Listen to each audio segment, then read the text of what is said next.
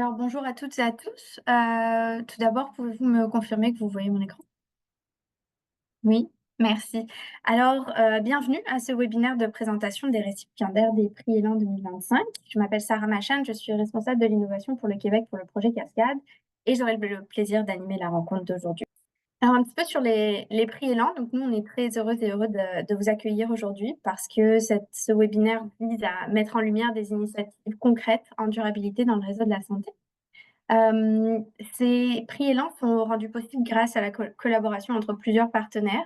Le financement vient de la Fondation familiale Trottier et alors les événements sont organisés par Synergie Santé Environnement, le RSDQ, la SPQ, avec le soutien aussi d'Addendum, Maillon Vert et Blue Congo. Et ce webinaire est devenu en collaboration avec Cascade, puisque c'est moi qui l'ai. Un petit peu sur les prix Élan. Les prix Élan sont décernés pour reconnaître des initiatives qui se démarquent par leur innovation, leur impact et leur capacité à faire évoluer les pratiques en santé. Ils visent à valoriser des projets concrets, inspirer le réseau et soutenir le passage à l'action, puis la formation par les pairs. L'édition 2025, puisqu'il y aura probablement une édition 2026 aussi, a été lancée en avril et a permis de souligner plusieurs initiatives remarquables à travers 3 catégories, donc 3 prix. Le premier prix, le prix décarbonation pour les projets qui réduisent les émissions de GES. Deuxième prix est le prix Pierre Gosselin pour les initiatives qui renforcent l'adaptation et la résilience au changement climatique des établissements de santé. Et enfin, le prix Élan est décerné pour l'initiative qui s'est démarquée pour son leadership, sa mobilisation et l'innovation engendrée par cette initiative. Il y a aussi 2 mentions élogieuses qui ont été attribuées pour souligner les projets qui ont été particulièrement inspirants. Et ces mentions élogieuses bénéficieront d'un accompagnement par Synergie Santé Environnement et Addendum. Donc aujourd'hui, on va découvrir les histoires inspirantes de 2 de nos lauréats. On va comprendre un petit peu leur parcours et on va célébrer ces réalisations pour peut-être inspirer d'autres initiatives ou d'autres établissements à les suivre dans cette voie. Un petit mot vis-à-vis des membres du comité de sélection. Donc, c'est un comité qui a été créé pour s'assurer que chaque candidature a été évaluée avec rigueur, intégrité, et pour garantir que les initiatives les plus méritantes ont été reconnues. Donc, il s'agit d'Anne-Sara Briand, qui est médecin spécialiste en santé publique et médecine préventive et responsable médicale au bureau de lutte intégrée au changement climatique à la Direction régionale de santé publique de Montréal. Jean-Patrick Toussaint, le directeur principal du programme Climat à la Fondation familiale Trottier. Claudel Pétrin-Desrosiers, médecin de famille, présidente de l'Association québécoise des médecins pour l'environnement et responsable de la santé planétaire pour le département de médecine familiale et de médecine d'urgence de l'Université de Montréal. Jérôme Leclerc, coordonnateur du réseau d'action pour la santé durable du Québec, enfin ancien coordonnateur, et ancien chargé de projet santé et climat à l'Association pour la santé publique du Québec, donc à SPQ, et moi-même, Sarah Machan. On pourra vous mettre plus tard les liens dans le chat, mais la plupart de ces informations sont disponibles sur le site internet du RSDQ et des prix Élan. Alors, sans plus attendre, on va vous présenter les gagnants et gagnantes, les initiatives gagnantes des prix Élan. Alors, pour le volet décarbonation, c'est l'initiative décarbonation au bloc opératoire pour une gestion durable des pratiques anesthésiques au Bas-Saint-Laurent, du site du Bas-Saint-Laurent, qui a été menée par le comité de pratique clinique durable sous le leadership de Dr Chloé Pelletier et soutenue en grande partie par Marie Duchesne, qui est peut-être là aujourd'hui. Et cette initiative démontre qu'il est possible de réduire l'empreinte carbone tout en améliorant les pratiques médicales. C'était une approche collaborative et structurée et grâce à cette initiative, cette équipe a non seulement diminué les émissions de gaz à effet de serre liées au gaz anesthésiant, mais aussi a contribué à ouvrir la voie à des pratiques un petit peu plus durables dans l'établissement. Pour le prix Ergosselin, c'est l'initiative Jardin communautaire La Butinerie du CIUS de l'Est de l'île de Montréal qui a gagné ce prix. Et cette initiative, elle illustre un petit peu qu'il est possible de transformer une simple pelouse en un espace vivant et durable, favorisant ainsi la biodiversité, l'alimentation locale et le bien-être, à la fois des patients et du personnel. C'était encore une approche collaborative et ce projet a permis de créer un lieu d'apprentissage, de socialisation et de détente, tout en ayant un impact sur la résilience climatique. Félicitations. Troisième prix, qui est le prix Élan. a été décerné à l'initiative réutilisation des circuits anesthésiques sans retraitement entre les usagers et changement des normes de l'INSPQ. Donc, ça a été mené par la docteure Catherine Lavallée à l'hôpital Charles-Lemoine. Ce projet montre un petit peu qu'il est possible de concilier la sécurité des patients-patientes, l'innovation et le leadership environnemental. Donc, je laisserai nos présentatrices nous en parler un petit peu plus. Nous avons aussi décerné 2 mentions élogieuses. Donc, au projet Écomobilier, application de gestion du mobilier usagé au CIUS du Saguenay-Lac-Saint-Jean, et au parcours des éco-soignantes et des éco-soignants au CIUS Centre-Sud de l'île de Montréal. Mes félicitations, des vidéos ont été créées pour les prix et les mentions élogieuses et ont été publiées sur LinkedIn. Je vais pouvoir les mettre dans le chat dès que j'aurai une seconde. Aujourd'hui, on va parler de 2 initiatives en particulier, qui est la réutilisation des circuits anesthésiques sans retraitement entre les usagers, donc qui a gagné le prix Élan, et décarbonation au bloc opératoire pour une gestion durable des pratiques anesthésiques au Bas-Saint-Laurent, qui a reçu le prix décarbonation. Un petit peu au sujet de nos 2 présentatrices aujourd'hui. Donc, notre première présentatrice est la docteure Catherine Lavallée. Docteur Lavallée est diplômée de l'Université de Montréal et anesthésiologiste à l'hôpital Charles-Lemoine depuis 2012. Elle est cofondatrice de l'éco-CMDP du site de la Montérégie Centre, ainsi que des comités verts des blocs opératoires du site de la Montérégie. Elle contribue également aux travaux du Comité sur la carboneutralité de l'Association des anesthésiologiques du Québec, où elle participe aux réflexions visant à réduire l'empreinte environnementale des pratiques en anesthésie. Parallèlement à ses engagements professionnels, elle est mère de 3 garçons et tente de concilier vie professionnelle, vie familiale et implication dans l'évolution des pratiques de soins. C'est pour la première présentation. Nous passerons ensuite à la présentation de la docteure Chloé Paty. Donc, Dr Pelletier est diplômée en médecine de l'Université de Sherbrooke et spécialiste en endocrinologie depuis 2015. Elle exerce au CIS du Bas-Saint-Laurent depuis 2015 et chef du service d'endocrinologie, professeur de clinique, membre du comité sur la transition de genre, ainsi que consultante pour l'INES. Elle siège au comité de développement durable du CIS du Bas-Saint-Laurent depuis 2018 et préside le comité de pratique clinique durable depuis 2024. C'est elle qui a coordonné les travaux pour le projet décarbonation au bloc opératoire pour une gestion durable des pratiques anesthésiques qui a remporté le prix décarbonation. Alors, sans plus attendre, je vais laisser la parole à la docteure Catherine Lavallée qui va nous parler un petit peu plus de ce qui a été fait en Montérégie Centre. Merci d'être parmi nous aujourd'hui. Bonjour, merci beaucoup pour l'introduction. Aujourd'hui, je vais vous présenter un peu l'épopée de l'implantation des circuits anesthésiques réutilisables en anesthésie, autant à l'hôpital Charlemagne, au CSSS Montérégie-Centre et finalement tout ce que j'ai besoin de faire pour remonter jusqu'à l'INSPQ et faire changer le document qui nous empêchait de le faire. Excellent.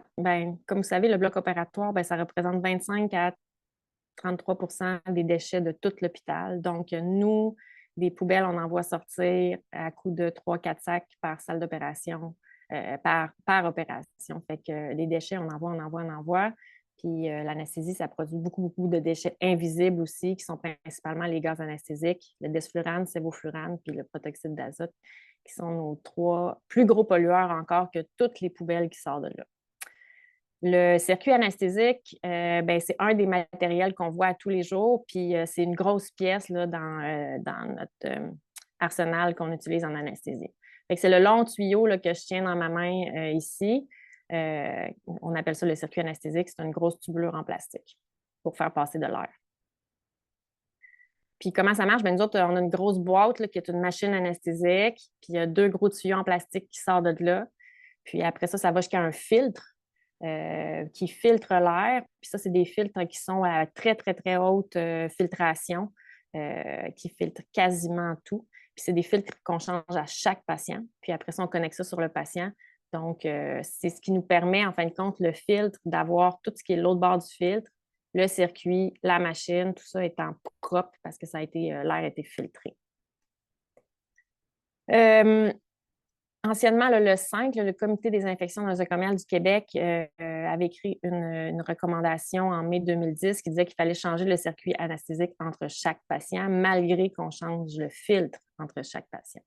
Puis c'est ce papier-là, en fin de compte, qui faisait que les nouveaux circuits qu'on avait, on avait, même si la compagnie disait que c'est bon pour 7 jours, il fallait encore les changer à chaque patient. Depuis 2010, ben, il y avait des études qui ont été sorties, puis vous allez me dire, ouais, ils sont vieilles, on est rendu, tu sais, tu as travaillé là-dessus en 2022, 2023, comment ça que ça n'avait pas changé depuis? Ben, c'est ça. Fait que, il y avait d'autres études qui nous montraient que vu que le filtre est tellement bon, ben, le circuit, l'autre bord du filtre n'est pas contaminé. Donc, ce que ça a fait, c'est qu'il y a plusieurs pays comme l'Angleterre, la France, l'Allemagne, eux qui mettaient dans leurs recommandations qu'on n'avait pas besoin de le changer. Donc, en se basant tout là-dessus, ben, moi, je me suis dit, waouh, en plus, il y a un nouveau produit par une compagnie qui est approuvé par Santé Canada.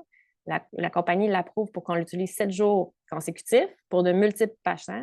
Ça avait un très gros avantage, le côté déchets. À l'hôpital Charlemagne, c'est 1 kilo de déchets qu'on sauvait par année. Puis ça avait beaucoup d'avantages monétaires aussi. Puis je me suis dit, ben ça va être facile. Là. 2 courriels, c'est réglé. Là. C'était prouvé par Santé Canada. On va régler ça rapidement. Mais non. Fait que voilà comment ça s'est passé. Ben, j'ai découvert ce produit-là là, à printemps 2022.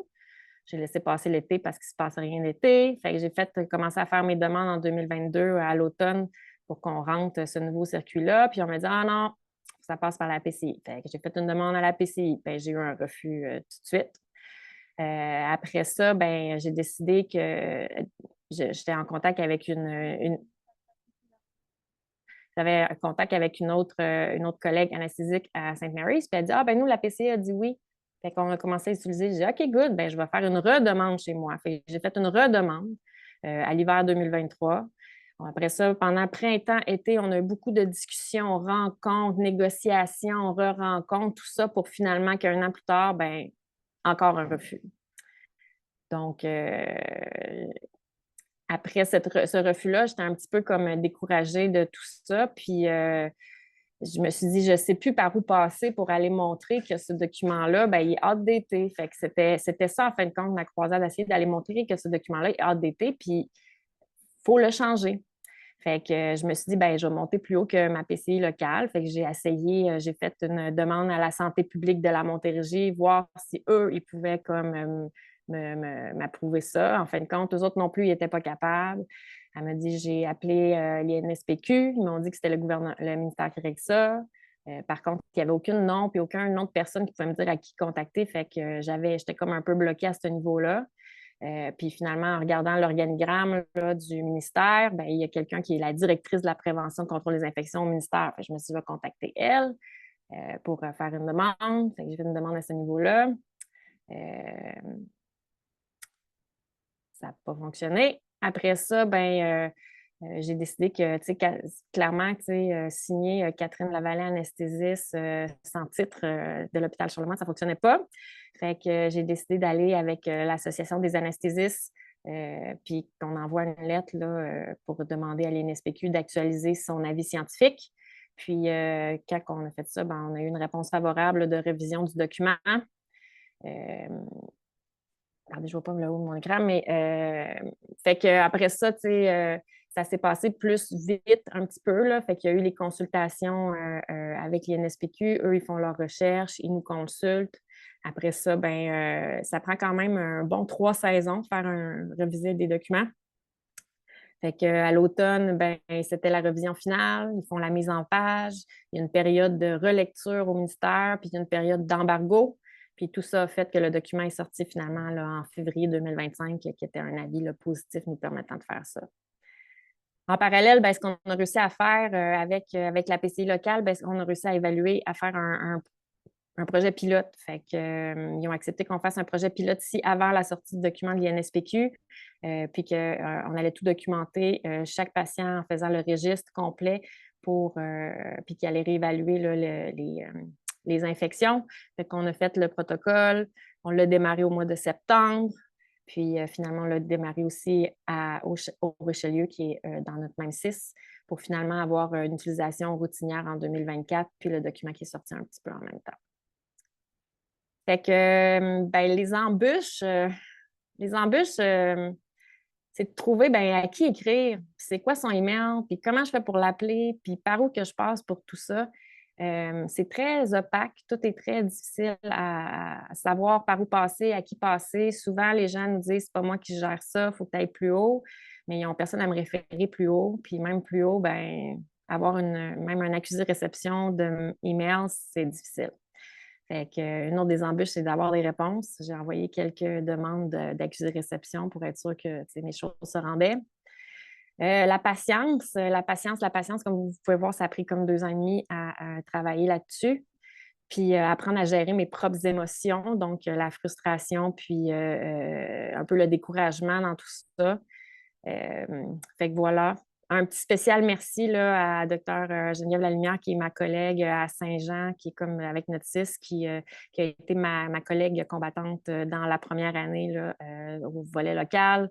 Dr. Lindsay Dernis, là, qui m'a aussi aidée. Puis Dr. Stéphane Williams aussi pour la révision de toutes ces listes-là. Fait que voilà, est-ce que vous aviez des questions? Merci beaucoup. Je vois des cœurs et des applaudissements dans la salle. Je vois pas nécessairement de questions tout de suite dans le chat, mais on peut laisser une seconde aussi. Je pourrais peut-être commencer parce que moi j'ai des questions pour vous. Au sein de votre équipe, est-ce qu'il y a des personnes spécifiques qui ont été impliquées? Euh, Mon équipe locale? Oui. Ben, en fait, comme c'est moi qui travaillais fort là-dessus là, au niveau local, comme je vous ai dit, tu sais, Docteur Lalumière qui était à Saint-Jean, qui est comme un peu mon homologue de Saint-Jean, qu'on est ensemble, fait qu'on se contacte tout le temps, puis on s'encourage, puis on se redonne des trucs, fait que elle, c'était vraiment là, mon allié là, de force là, dans ce projet-là. Est-ce qu'il y avait des espaces spécifiques qui vous ont permis de finalement, qu'est-ce qui vous a permis de savoir à qui vous adresser? Est-ce que c'est du C'est tout bouche le à fruit du hasard. C'est un petit peu ça. Un jour, je vois passer dans l'infocentre du MSSS que la directrice de la santé publique, elle travaille aussi à l'INSPQ. Je me suis dit, hey, je vais l'appeler, tu sais, puis je vais essayer d'y écrire, puis tout ça. Fait que, il y a été un petit peu beaucoup de hasard.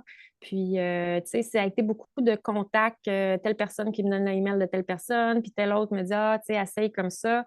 Fait que tout le monde m'a un petit peu donné euh, des petits cues de par où passer, puis voilà. Et maintenant, utiliser 100 du temps.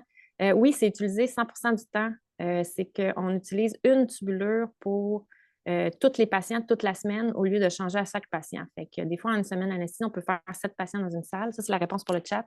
Mais des fois, on peut faire 60 patients dans une salle. Fait que ça change vraiment beaucoup.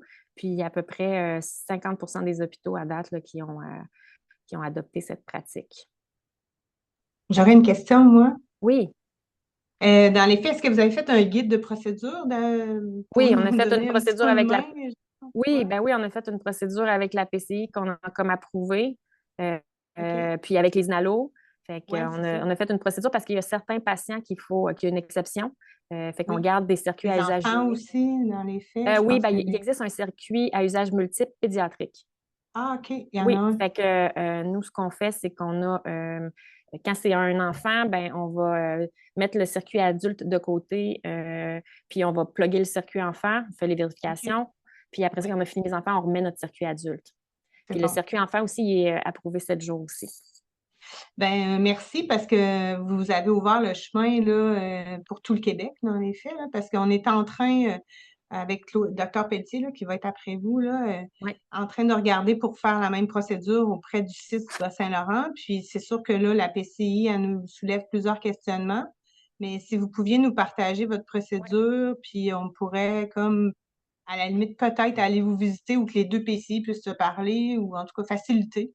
oui. Parce que pour l'instant, il nous pose vraiment plusieurs questions. Là, fait que Ben, vous pouvez m'envoyer les ça serait questions super. aussi, puis je peux vous les répondre Ah parce oui, que, oui, Ça me dérange pas. Partagez mon nom à n'importe qui quand vous entendez Ah oui, de parler merci. de Ouais, circuit. Là, moi, ça me fait plaisir. Vous écrivez à mon adresse mail, catherine.lavallée.med. parfait. Puis Ouais, ça me fait plaisir d'envoyer tous les documents, puis d'expliquer comment nous, on fonctionne oui, là, vraiment au jour à jour. Là, parce qu'il y a ouais, la procédure, mais il y a aussi comment on fonctionne. Là. Tu sais, des fois, ouais, c'est comme des mots, mais physiquement, là, comment on ouais, fonctionne. Puis il existe maintenant 2 compagnies qui le font. Là, fait que, ben, il y en a oui. 3, là, mais il y en a une qui c'est 24 heures. Il y en a 2 qui sont à 7 jours. Ouais, Euh, on les a, eux autres, ouais, c'est ça. fait que, OK, je peux vous partager ça, ça va faire plaisir.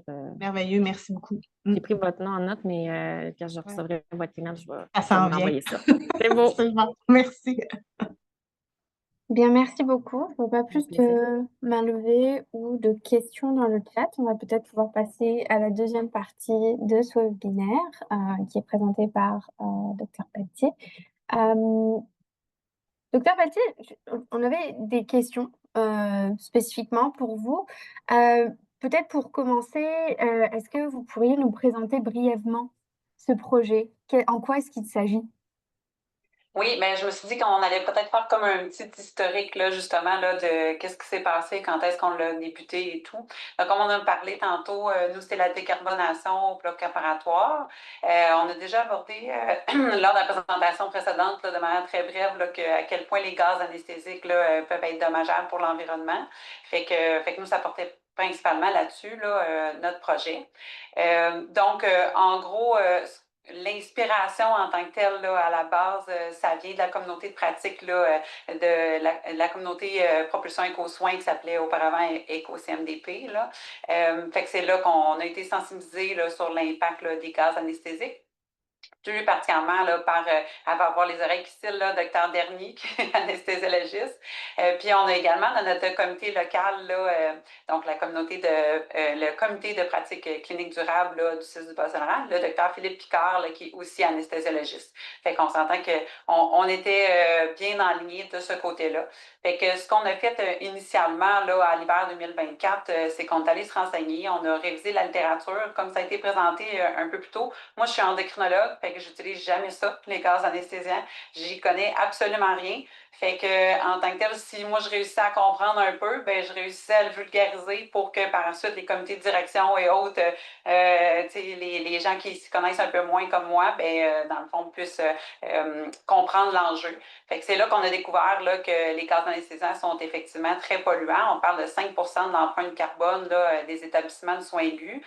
Donc, c'est comme 3 millions de tonnes de dioxyde de carbone par année au niveau mondial. Puis, c'est principalement le desflurane là, à la hauteur d'à peu près 80 qui est le principal responsable.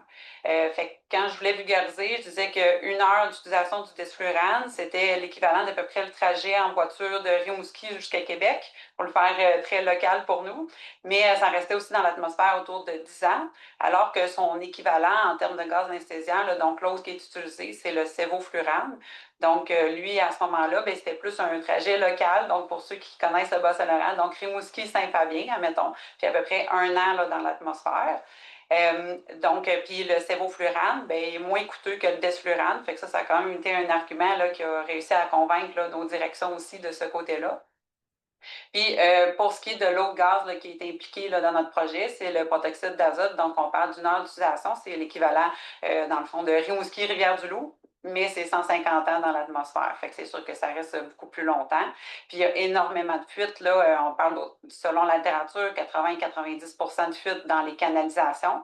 Fait que c'est sûr que là, nous, on est allé répertorier qui utilise ça, c'est où qu'il y a les systèmes de canalisation, donc qu'est-ce qu'on peut faire là, pour réduire l'utilisation là, de l'ensemble de ces gaz-là pour avoir quand même un avantage au niveau écologique, mais aussi économique là, pour convaincre là, à peu près tous les gens qui pourraient être impliqués dans de près ou de loin là, dans cette gestion-là. Donc, tout ça pour dire qu'à l'hiver 2024, c'est vraiment là qu'on a commencé le projet. Donc, on voulait que ça soit là, le plus clair possible. Donc, on a fait un A3 pour définir nos actions, nos échéanciers, puis poursuivre, là, dans le fond, l'évolution. Puis, on est allé vraiment diffuser notre projet là, à plus de gens possible pour recevoir le plus rapidement possible tout ce qui pouvait être résistance au changement ou quelles étaient les contraintes. Puis, comme je disais, vu que moi, je ne m'y connais pas, Marie Duchesne, qui était mon bras droit à ce moment-là, là, comme conseillère en développement durable, on a appris beaucoup sur le tas, là, comme on peut comprendre. Fait qu'on est allé présenter à l'Assemblée générale du CMDP-SF, au comité de pharmacologie. Ça a été discuté également là, en rencontre de département d'anesthésie là, pour que c'est ça, le plus d'acteurs là, concernés soient au courant, parce que c'est sûr que ça a l'air peut-être simple, puis ce serait, on pourrait dire juste les anesthésiologistes qui auraient à l'utiliser puis à faire le changement, mais après ça, on se rend compte qu'il y a beaucoup de directions, il y a beaucoup de gens qui peuvent être impliqués, qui peuvent avoir leur mot à dire pour c'est quoi qu'on fait, la commande en pharmacie, ici et ça. Fait que tout ça pour dire que ça, c'était autour de 2024 là, qu'on a fait ces démarches-là. À l'été 2024 est venue la publication de l'INES, donc qui nous a vraiment donné un grand coup de main. Là, donc, ça nous a mis le vent dans les voiles parce que ça a renforcé l'acceptabilité de notre projet. Fait que ça a vraiment aidé beaucoup de ce côté-là. Fait que tout ça pour dire que par la suite, là, janvier à juin 2025, on est allé diffuser le portrait de consommation des gaz anesthésiants. Fait que ça, je l'avais partagé. Je ne sais pas si c'est possible de montrer là, la diapositive. Ça peut être pour ce qui est des émissions en gaz à effet de serre là, pour commencer. Fait que là, ce qu'on vous partage, dans le fond, c'est pour l'ensemble des installations là, de notre CIS. Donc, notre projet concerne les 6 blocs opératoires. Donc, on parle de Rimouski, Rivière-du-Loup, Ampuis, Matane, Notre-Dame-du-Lac et la Pocatière. Donc là, ce que vous voyez, c'est pour l'ensemble du CIS. Fait que vous pouvez remarquer aussi, là, en fonction des années, qu'il y avait déjà un processus qui était en cours là, par les anesthésiologistes là, pour faire une transition. Mais c'était juste de comme coordonner là, la suite des choses en tant que telle. Donc, on est capable de détailler, là, comme je disais, par installation. Là, mais là, vous voyez le portrait complet pour les GES. Fait, comme vous pouvez voir, là, il y a une très bonne réduction au fil des années. Puis, on va continuer notre portrait annuel là, pour les années à venir. Puis, si on partage l'autre diapositive là, pour ce qui est des coûts, bien, on a réussi à montrer également là, une réduction des coûts là, au fil des années. Là, fait que ce qui aidait quand même là, encore là à convaincre les gens là, du bien fondé de notre projet. Donc, tout ça pour dire qu'après avoir fait le portrait de consommation des gaz anesthésiants, on a aussi fait les démarches là, autant avec les compagnies que les différentes directions là, au niveau infrastructure, services techniques, génie biomédical, etc., pour la planification de la fermeture des canalisations de protoxyde d'azote. À l'été 2025, c'est là, à ce moment-là, qu'on a cessé l'utilisation complètement du desflurane. Donc, les bonbonnes qui nous restaient ont été disposées dans d'autres centres hospitaliers et on a mis fin complètement là, au contrat là, pour les vaporisateurs de desflurane. Donc là, il n'y en a plus à travers là, le CIS du Bas-Saint-Laurent pour ce gaz-là. Puis également, à l'été 2025, ce qu'on a fait, c'est qu'on a paramétré d'emblée dans la table d'anesthésie d'utiliser à très bas débit le sévoflurane. Donc, ça dépendait d'une installation à l'autre. Ça pouvait être des fois jusqu'à 2 litres par minute pour le sévoflurane, mais là, ça a été réduit d'emblée comme paramètre de base à 0,5 litres par minute pour l'ensemble des blocs opératoires au CIS du Bas-Saint-Laurent. L'anesthésiologiste peut avoir au cas par cas, là, la décision peut être changée là, pour un patient s'il sent le besoin d'augmenter le débit, là, mais juste pour dire que d'emblée, ça le réduit, fait que ça réduit l'utilisation aussi de ce gaz-là là, par le fait même. Fait que, en gros, c'est pas mal le processus là, résumé là, qu'on a fait là, au courant des dernières années. Là. Juste pour m'assurer d'avoir bien compris, puisqu'il y a la question aussi dans le chat, vous avez fermé les canalisations de protoxyde d'azote? Actuellement, les canalisations ne sont pas fermées. Toute la procédure, là, tout ça a été détaillé. C'est prêt pour quand que les tables d'anesthésie vont être changées. Fait que là, le changement des tables d'anesthésie est à venir. Là, on parle de 2027. Fait que pour l'évaluation des coûts d'acheter des ports d'attache, que ça soit conforme pour. Parce que, comme on sait, là, les blocs opératoires sont très chargés. Là. Il n'y a pas beaucoup de place. Fait que rajouter un port d'attache, ça, ou une bonbonne, ça semblait quand même compliqué. Puis on peut être sûr que ça soit conforme. Fait que ça va être fermé dès que les tables d'anesthésie vont être changées, comme je disais, de manière assez imminente là, dans les prochaines années. Donc, est-ce que vous avez eu comme une liste d'actions à mener au début de votre projet? Est-ce que vous aviez une liste d'activités qu'il fallait modifier? Donc, ce que je comprends de ce que vous mentionnez, c'est qu'il a d'abord fallu s'assurer que tout le monde était d'accord avec ce changement à mettre en place, puis mettre en place le changement. Et donc, si je comprends bien, vous avez fermé les canalisations vous avez switché de desflurane au sévoflurane, puis diminué la consommation. Qu'est-ce que, d'un point de vue un peu technique, est-ce que c'est juste demander la fermeture et la fermeture c'est fait, ou est-ce que ça a été un processus un petit peu plus complexe? Quand on parle de la fermeture, on parle du desflurane, là, Oui. j'imagine. Fait que, premièrement, on en a parlé en comité de pharmaco. Et là, à ce moment-là, il a été déterminé, lors de cette rencontre-là, de faire une règle d'utilisation restreinte du desflurane. Parce qu'il y avait une résistance un peu au changement, donc une peur qu'il manque éventuellement de sévoflurane, puis que l'on soit mal pris. Fait que c'est ça qui avait été déterminé initialement. Puis par la suite, lors de la publication de l'INES, là, comme je disais, le vent a un petit peu changé. Puis ça a été déterminé en réunion de département là, d'anesthésie de juste arrêter l'utilisation du desflurane. Ça les a vraiment rassurés de ce côté-là. C'est sûr que ce qui pouvait aussi rassurer dans d'autres centres hospitaliers, c'est est-ce qu'il y a certains anesthésiologistes qui utilisent d'autres sortes d'anesthésie, par voie intraveineuse ou à loco-régionale pour les rassurer qu'il peut y avoir d'autres options. Mais tout ça pour dire que c'est là que ça s'est concrétisé de OK, on est d'accord tout le monde pour l'enlever complètement. Je ne sais pas si ça répondait un peu à la question. Là. Oui, absolument. Je me demande comment est-ce que vous avez fait pour déployer l'initiative parce que c'est quand même beaucoup de personnes impliquées, puis ça nécessite souvent un suivi, Oui. puis une évaluation. Comment est-ce que vous vous êtes assuré que ça se passe au niveau de tout le territoire desservi? Mais on parlait tantôt dans l'autre présentation de la patience que ça prend. C'est encore le mot d'ordre.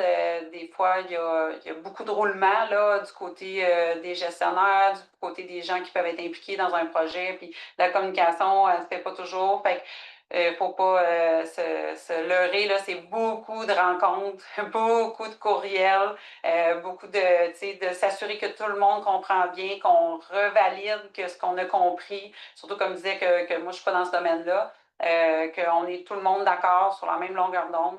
Fait que c'est vraiment la clé, c'est la communication puis la patience pour être sûr que tout le monde dans chacune, comme je disais, des installations, la direction, puis principalement les gens sur le terrain là, qui l'utilisent, sont d'accord puis sont au courant des démarches qui sont en cours.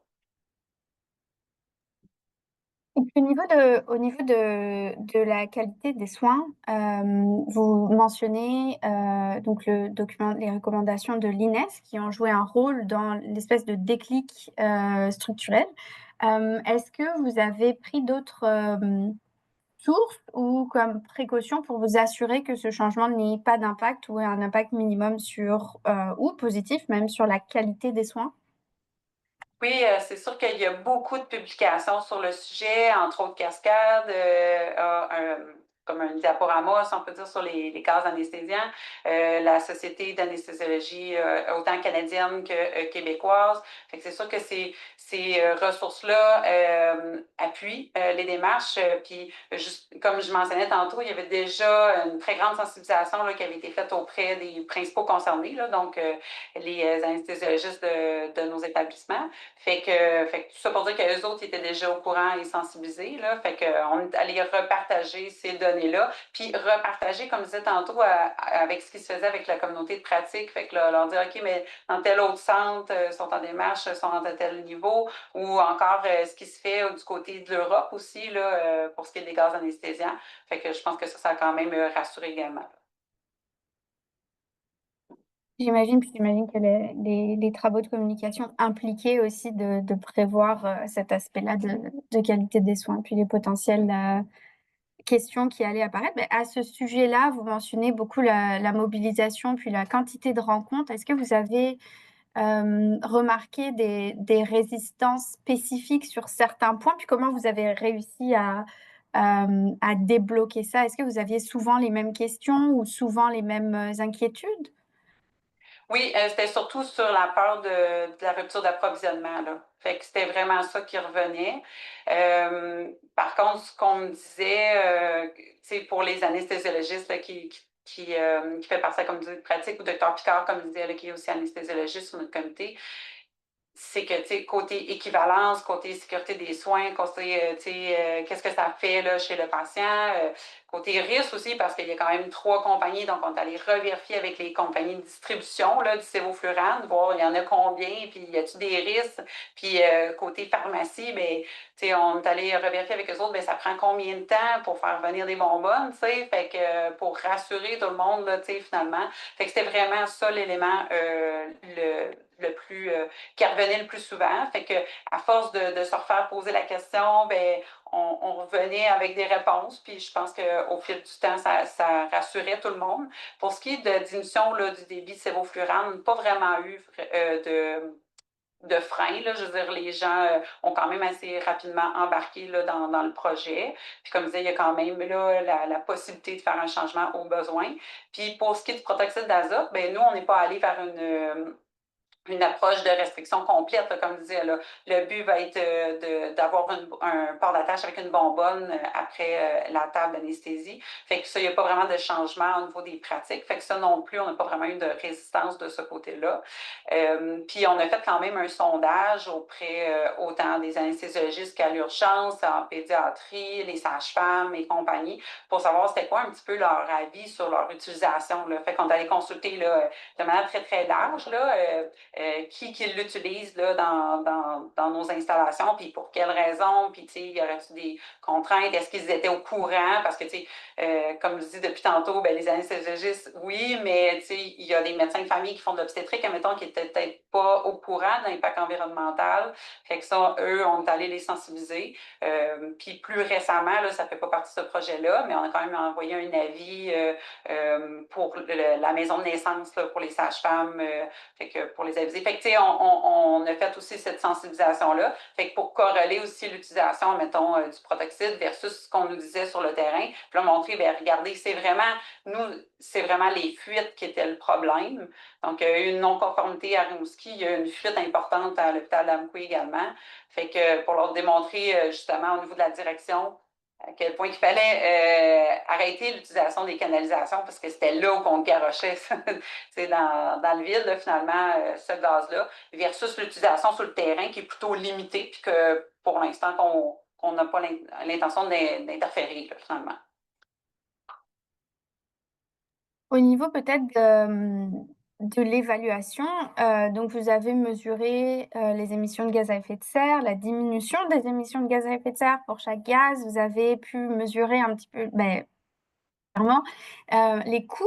Est-ce qu'il y a d'autres gains que vous avez observés? Parce que souvent, on remarque que lorsqu'il y a la mise en œuvre d'une initiative qui a pour but de protéger l'environnement ou qui a un but social ou qui a un but, on voit aussi parfois un changement de culture, un changement de peut-être priorité. Est-ce que vous avez observé quelque chose comme ça? Oui, mais dans le fond, ce qu'on a vu, c'est vraiment à quel point un genre de projet comme celui-là peut avoir des répercussions sur d'autres secteurs également, comme peut vraiment être très mobilisateur. Donc, il y a beaucoup de gens qui sont venus nous voir, qui travaillent pas, qui peuvent travailler au bloc opératoire ou pas, là, des professionnels de la santé qui travaillent dans d'autres secteurs, puis qui éprouvaient quand même une fierté à ce qu'on prenne action là, en développement durable, puis que par la suite se sont dit, OK, mais peut-être que je pourrais réviser ma pratique.